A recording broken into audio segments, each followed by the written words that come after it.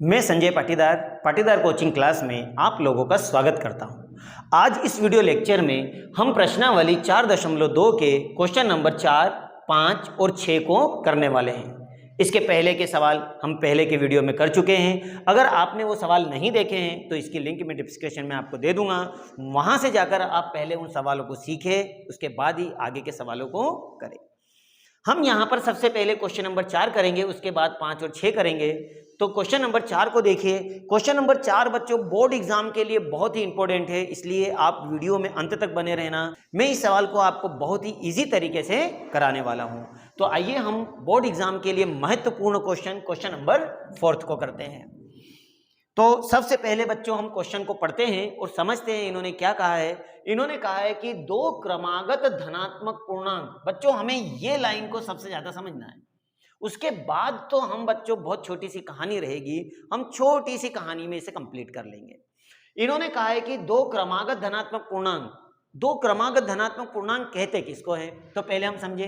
क्रमागत का मतलब तो होता है क्रम वाली संख्याएं, धनात्मक का मतलब होता है सारी पॉजिटिव अर्थात प्लस वाली संख्याएं, और पूर्णांक का मतलब होता है कोई सी भी गिनती वाली संख्याएं जो क्रम में हो। जैसे उदाहरण के लिए 1, तो 1 के क्रम वाली संख्या 2, या मैं ले लूं यहाँ 15, तो 15 के अगले क्रम वाली संख्या 16, या मैं ले लूं यहाँ 23, तो अगले क्रम वाली संख्या 24। आप समझ गए होंगे क्रमागत का मतलब है उसके अगले क्रम वाली। लेकिन अब वो बोल रहा है कि दो क्रमागत धनात्मक, अब दोनों ही संख्या उसने हमको नहीं दी है, ना तो पहली ना दूसरी। अगर वो एक संख्या दे देगा तो दूसरी निकालना आसान है, क्योंकि इसका क्रम देखो, अगले क्रम की संख्या निकालने के लिए वो एक जोड़ रहा है। जैसे उदाहरण के लिए 1, अगर मैं 1 में 1 जोड़ दूंगा तो देखो मेरे को 2 प्राप्त हो जाएगा, और अगर मैं 2 में 1 जोड़ दूंगा तो 3 प्राप्त हो जाएगा। तो दूसरी संख्या निकालना आसान है अगर मुझे पहली संख्या प्राप्त हो गई तो अगर मेरे को पहली संख्या नहीं मालूम है तो मैं मान लेता हूं कि माना पहली संख्या x है, तो अब बताओ दूसरी संख्या निकालने के लिए मैं क्या करूंगा। जैसे यहाँ 1 में 1 जोड़ा था, 2 प्राप्त हो गया था अगली संख्या, वैसे ही मैं अगर इस x में 1 जोड़ देता हूं तो मेरे को दूसरी संख्या प्राप्त हो जाएगी। तो पहली और दूसरी संख्या निकालना बहुत आसान है। आइए हम करते हैं इस सवाल को। तो पहले मैं मान लेता हूं कि पहली संख्या x है, पहली संख्या 1 से, तो दूसरी क्रमागत संख्या क्या आ जाएगी,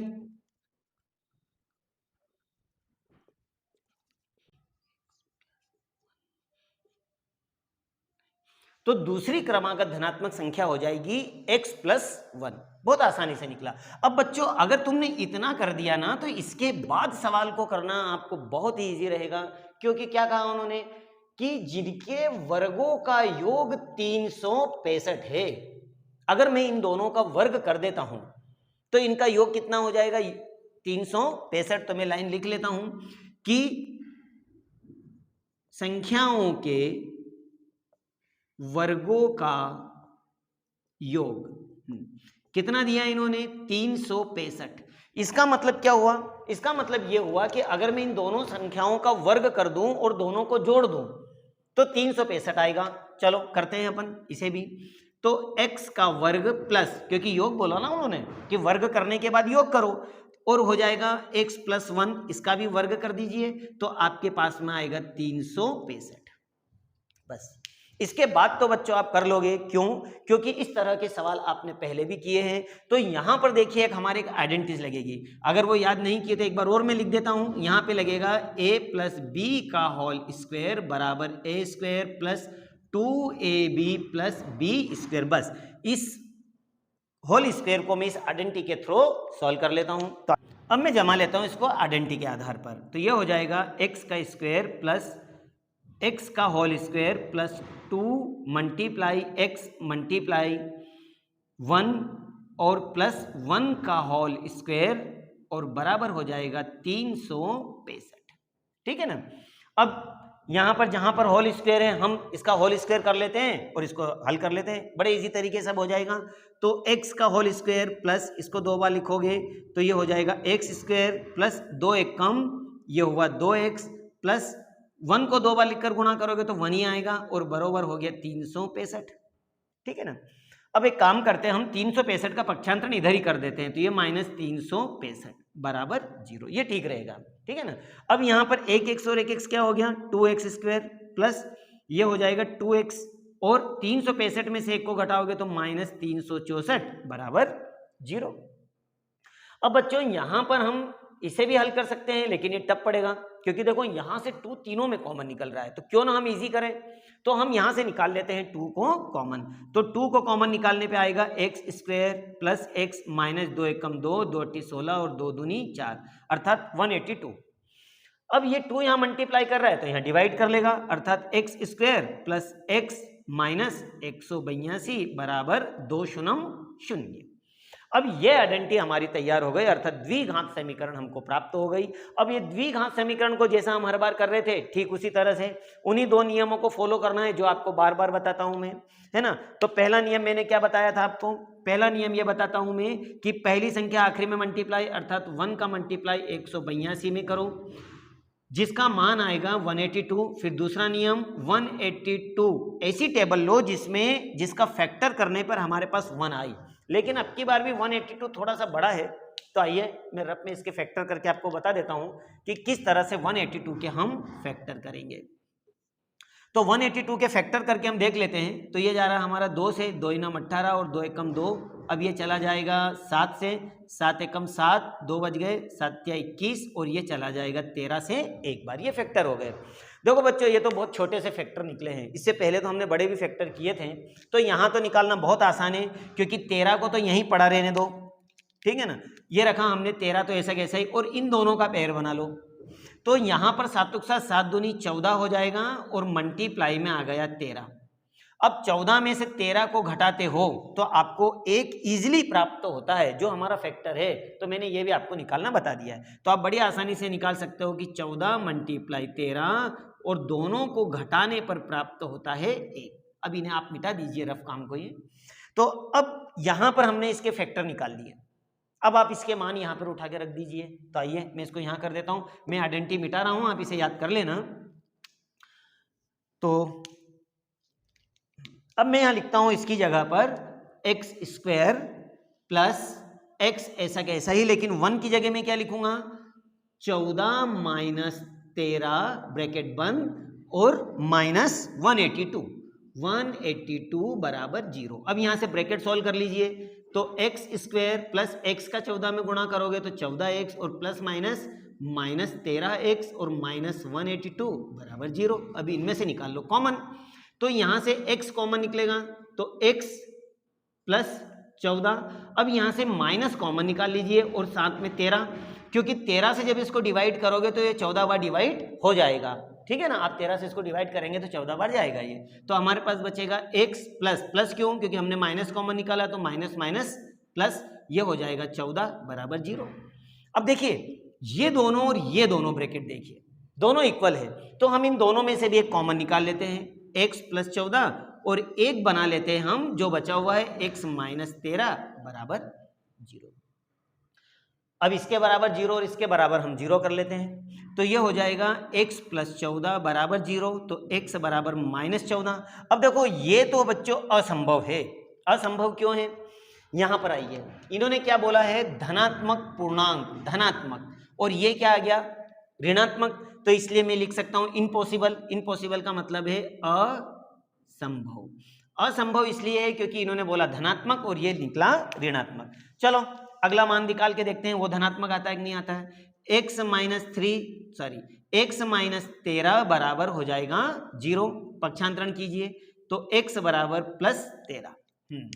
अब यहां पर देखिए क्या यह धनात्मक आया है, बिल्कुल ये हमारा धनात्मक मान है। तो मैं कह सकता हूं x का मान 13 है, अर्थात मैंने पहली संख्या यहां पर निकाल ली है। तो आप लिख लीजिए यहां पर कि पहली संख्या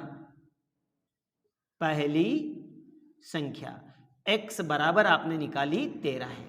अब आपको निकालना है दूसरी संख्या, तो दूसरी क्रमागत संख्या निकालने के लिए लिख देता हूं मैं कि दूसरी क्रमागत संख्या। तो दूसरी क्रमागत संख्या आपने क्या थी x प्लस 1 अर्थात x प्लस 1, तो x का मान तो आपने 13 निकाला है, 1 अर्थात 14। ये बहुत इजी तरीके से निकाला। तो सवाल बहुत इजी है, बहुत आसानी से हम कर सकते हैं। आप भी इस सवाल को एक दो बार प्रैक्टिस जरूर करें। बोर्ड एग्जाम के लिए ये सवाल बहुत इंपॉर्टेंट है बच्चों, आप इसे जरूर करें, जो हमने काफ़ी इजी तरीके से किया है। आइए अब हम करते हैं इसका क्वेश्चन 5वां। आइए बच्चों अब हम करते हैं इसका क्वेश्चन नंबर 5। बच्चों क्वेश्चन नंबर 5 भी बोर्ड एग्जाम के लिए बहुत ही इंपॉर्टेंट है। तो पहले हम इसे समझते हैं क्या बोला इन्होंने। इन्होंने कहा है एक समकोण त्रिभुज की ऊंचाई उसके आधार से 7 सेंटीमीटर कम है। अर्थात ये इसने एक समकोण त्रिभुज दिया है, तो पहले हम समझे समकोण त्रिभुज कहते किसको है। तो ऐसा त्रिभुज जिसका एक कोण 90 डिग्री का हो वो कहलाता है समकोण त्रिभुज। तो ये तो हमें क्लियर हुआ। अब ये लाइन हमें समझ में आई। अब वो बोल रहा है जिसकी ऊंचाई, ऊंचाई का मतलब है ये, इसे बोलते हैं ऊंचाई, ये इसे हम हाइट बोलते हैं, है ना। इसकी जो हाइट है अर्थात जो इसकी ऊंचाई है उसके आधार, आधार का मतलब है ये बेस, इसको बोलते हैं आधार, है ना। आधार से 7 सेंटीमीटर कम है। इस लाइन के ऊपर गौर करना, मतलब उसका यह कहना है कि जो इसकी जो हाइट है ये आधार से 7 सेंटीमीटर कम है। अगर मैं आधार को x मान लेता हूं, है ना, कि माना राइट एंगल ट्राइंगल का जो बेस है वो 7 सेंटीमीटर है, तो इसकी हाइट कितनी हो जाएगी, इससे 7 सेंटीमीटर कम। क्वेश्चन बोल रहा है कि इसके आधार से 7 सेंटीमीटर कम, तो इसका मतलब है कि इसकी हाइट है वो हो जाएगी इससे 7 सेंटीमीटर कम। किससे, बेस से, आधार से। अच्छा, थर्ड भुजा तो उसने दे रखी, कोई इशू नहीं है। थर्ड भुजा तो उसने 13 सेंटीमीटर कर्ण दिया है, ये रहा, तो कर्ण हो जाएगा 13 सेंटीमीटर। अब मुझे ये दोनों भुजाएं ज्ञात करना है। बच्चों बहुत सिंपल है, क्योंकि राइट एंगल ट्राइंगल बोला है इन्होंने, तो यहां हमें एक छोटा सा फार्मूला याद करना पड़ेगा पाइथागोरस का। क्योंकि समकोण त्रिभुज में अगर तीनों भुजाओं की बात की है तो पाइथागोरस प्रमेय लगा दूं। तो मैं लिख देता हूं पाइथागोरस प्रमेय क्या है। तो पाइथागोरस प्रमेय है कर्ण का वर्ग बरोबर होता है लंब का वर्ग प्लस आधार का वर्ग। बस इतना छोटा सा सूत्र हमें याद करना है और हम बड़ी आसानी से सवाल को कर लेंगे। तो आइए करते हैं हम इस सवाल को, है ना। तो सबसे पहले तो मैं मान लेता हूं कि इसका जो आधार है वो x मीटर है। किसका, समकोण त्रिभुज का।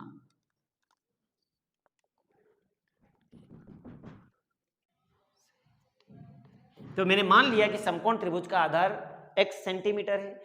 अब ये बोल रहा है कि इसकी जो हाइट है वो इसके आधार से 7 सेंटीमीटर कम है। इसका मतलब है कि इसकी ऊंचाई कितनी हो गई, ऊंचाई आधार से 7 सेंटीमीटर कम। और इसने इसका कर्ण तो दिया हुआ है, चलो ये भी हम लिख लें। कर्ण कितना दिया इन्होंने, 13 सेंटीमीटर। तो हमारे पास तीनों भुजाएं हैं। अब मुझे इन दोनों भुजाओं को ज्ञात करना है, तो हम यहां लगा देते हैं पाइथागोरस प्रमेय। सिंपल सा, बड़ी आसानी से हो जाएगा। तो आइए हम लगाते हैं यहां पाइथागोरस प्रमेय से। तो समकोण त्रिभुज ABC में पाइथागोरस प्रमेय से। पाइथागोरस प्रमेय क्या है हमारे पास में, कर्ण बोले तो क्या है, AB। तो मैं लिख सकता हूं यहां पर कि AB का स्क्वायर, और लंब क्या है, AC, तो AC का स्क्वायर, और आधार क्या है, BC, तो ये हो गया BC का स्क्वायर। बस इसकी वैल्यू उठा के यहां रख दीजिए। AB का मान कितना है हमारे पास, 13 का होल स्क्वायर। AC का मान कितना है, x माइनस 7 का होल स्क्वायर, प्लस BC का मान कितना है, x का होल स्क्वायर। बस इसको हम अब सिंप्लीफाई कर लेते हैं, बड़ी आसानी से हमारा सवाल हो जाएगा। बच्चों यहां पर एक आइडेंटिटी हमारी और लग रही है, मैं आइडेंटिटी लिख देता हूं। x माइनस बी का होल स्क्वायर बराबर a square minus 2ab plus b square. तो ये दोनों सूत्र इस सवाल में लगने वाले हैं, जिसमें से एक तो फार्मूला हमने लगा दिया। अब ये वाला फार्मूला यहां लग जाएगा और बड़ी आसानी से हो जाएगा। बच्चों सवाल करने से पहले आप इसके फार्मूले और आइडेंटिटी जरूर कंप्लीट कर लें, क्योंकि इसी के बेस पर हमारे सवाल चल रहे हैं।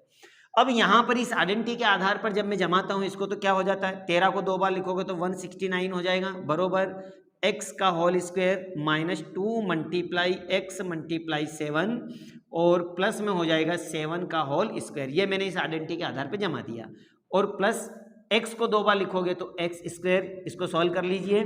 तो 169 बराबर x की घात 2 माइनस, अब इन दोनों का गुणा करोगे 7 के साथ 7 दूनी 14 x प्लस 7 49 और प्लस x स्क्वायर। अब हम यहाँ पर 169 का कर देते हैं पक्षांतर इधर, और इस x और इस x को हम जोड़ देते हैं। तो एक x और एक x कितने हो जाएंगे, 2x² माइनस 14x प्लस 49, और मैं 169 का कर देता हूं पक्षांतरण इधर, तो ये प्लस से क्या हो जाएगा माइनस में 169 बराबर 0। ठीक है ना। अब यहां पर देखिए ये दोनों घट रहे हैं, घटा दीजिए, तो 2x² माइनस 14x और प्लस माइनस माइनस की संख्या बड़ी है, 9 में से 9 जाएंगे तो 0 और 6 में से 4 जाएंगे तो बचेंगे 2 और यह हो जाएगा 120 बराबर 0। अब बच्चों इसको हम और इजी कर सकते हैं, यहां से हम निकाल लेते हैं 2 को कॉमन, तो 2 को कॉमन निकालने पाएगा x² माइनस 2 सत्ती 14 माइनस 2 छंग 12 अर्थात 60 बराबर 0। अब ये 2 यहाँ मल्टीप्लाई हो रहा है तो यहाँ डिवाइड कर दीजिए, x की घात 2 माइनस 7x माइनस 60 बराबर 0, और ये बन गए हमारी द्विघात समीकरण। अब यहां के बाद बच्चों आप सवाल को बहुत इजीली कर लोगे। अब आपको 60 के ऐसे फैक्टर करना है जिसका जोड़ घटाव करने पे आना चाहिए 7, बस हमें ये करना है। तो कौन सी टेबल में आता है देख लेते हैं, इसके 2 नियम हम। पहला नियम, पहली संख्या आखिरी मल्टीप्लाई करेगी अर्थात 1 मल्टीप्लाई 60 बराबर होगा 60। 60 के ऐसे फैक्टर करो जिसका जोड़ या घटाव 7 आ जाए, तो 12 पंजे 60, 12 और 5 का मल्टीप्लाई करने पे 60 आता है, लेकिन क्या इन दोनों को घटाने पे 7 आता है? तो इन दोनों को घटाने पे आता है हमारा 7, जो बीच का फैक्टर है, बहुत आसानी से हमने निकाल दिया। चलो अब इसकी जगह हम लिखेंगे 7 की जगह पे 12 माइनस 5। चलो अब मैं इसको करता हूं इस जगह पर, ये मैं मिटा रहा हूं यहाँ पे आइडेंटिटीज, आप इसे याद कर लेना, नोट डाउन भी कर लेना। तो ये हो जाएगा x² माइनस x, लेकिन 7 की जगह में क्या लिखूंगा 12 माइनस 5 और माइनस 6 60 बराबर 0। अब यहां से ब्रैकेट सोल्व कीजिए, तो ब्रैकेट सोल्व करेंगे तो x² माइनस 12x और माइनस माइनस हो जाएगा प्लस 5x और माइनस 60 बराबर 0। अब वही 2 जोड़े बनाइए, इनमें से और इनमें से हम कॉमन निकाल लेते हैं, तो x कॉमन निकल रहा है तो x माइनस 12 बचेगा, ठीक है ना, और प्लस यहां से 5 को कॉमन निकालिए तो 5 इसको 12 बार डिवाइड कर देगा, तो x माइनस बचेगा 12। अब ये दोनों सेम है तो x माइनस 12 को कॉमन निकाल लीजिए और एक निकाल लीजिए x प्लस 5 बराबर 0। अब सिंप्लीफाई हमें करना क्या है, अब हमें करना है इसके बराबर 0 और इसके बराबर 0 को मानना है, तो x माइनस 12 बराबर 0, तो x बराबर आ गया प्लस 12, और उसी तरह से x प्लस 5 बराबर होगा 0, तो x बराबर माइनस 5। अब यहां देखिए ये आया माइनस में, आपको मालूम है किसी भी ट्राइंगल की लेंथ ब्रेथ या हाइट कुछ भी ले लीजिए, लंबाई चौड़ाई कुछ भी, तो वो कभी माइनस में नहीं होती है। अगर वो माइनस में नहीं है तो इसको हम लिख सकते हैं असंभव, ये पॉसिबल नहीं है। अब संभव क्या हुआ 12, इसका मतलब है कि हमने त्रिभुज की एक भुजा तो निकाल दिया आधार, अब हमें ऊंचाई निकालना है, तो हम बड़ी आसानी से निकाल लेंगे। तो हम लिखते हैं यहाँ त्रिभुज का आधार x बराबर 12 सेंटीमीटर है। अब मैं निकालता हूं इसकी हाइट जो 7 सेंटीमीटर कम है। ऊंचाई को आपने क्या लिखा था x माइनस 7, अगर आप 12 में से 7 को घटाते हो, ये लिखा 12 माइनस 7, तो 12 में से 7 को घटाओगे तो आपके पास क्या बच जाएगा बराबर 5 सेंटीमीटर।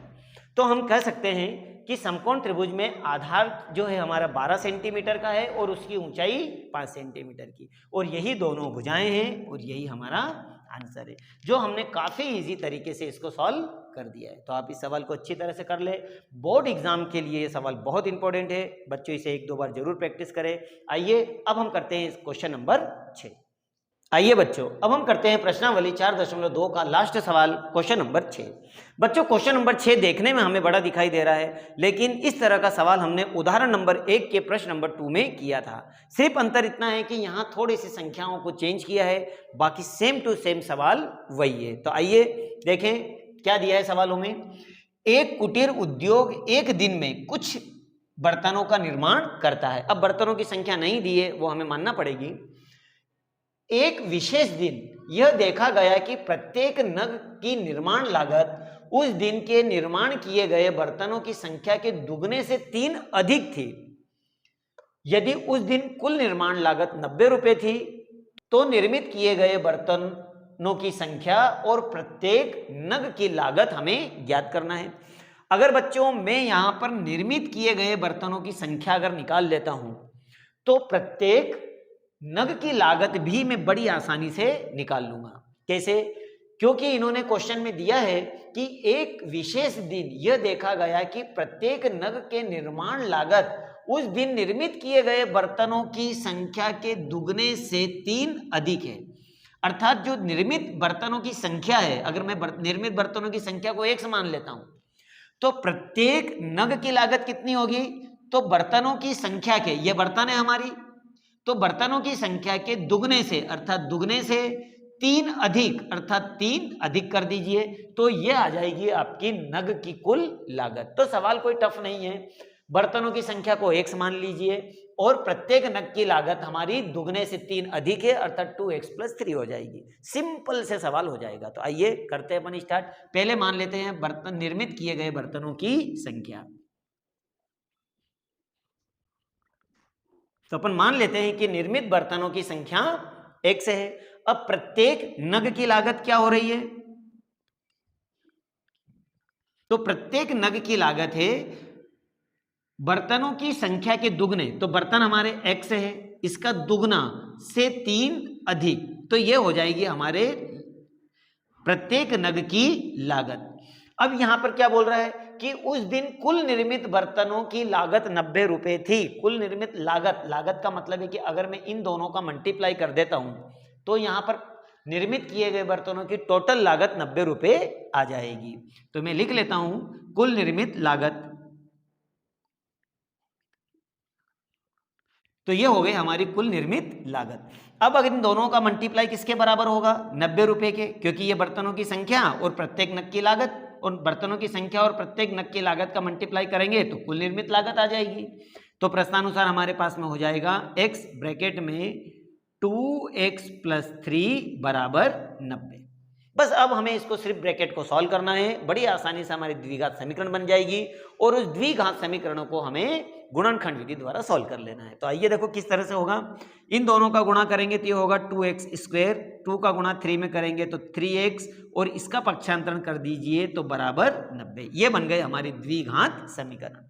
वही दो नियम जिन दो नियमों से हम फैक्टर करते। पहला नियम क्या कहता है कि पहली संख्या आखिरी में मल्टीप्लाई करेगी अर्थात 2 × 90 बराबर हो जाएगा 9 × 9 = 18 अर्थात 180। अब 180 के ऐसे फैक्टर करो दूसरे नियम में कि जिसका जोड़ या घटाव बीच का अंक अर्थात 3 आ जाना चाहिए। तो 180 के चलो हम फैक्टर करके देख लेते हैं। 180 के फैक्टर क्या हो रहे हैं? ये 2 से जा रहा है, 2 × 18, फिर ये 2 से चला जाएगा, 2 चौक 8 और 2 पंजे 10, फिर ये 3 से चला जाएगा 15 बार और फिर ये 3 से 3 पंजे 15 और 5 एकम 5। ठीक है ना।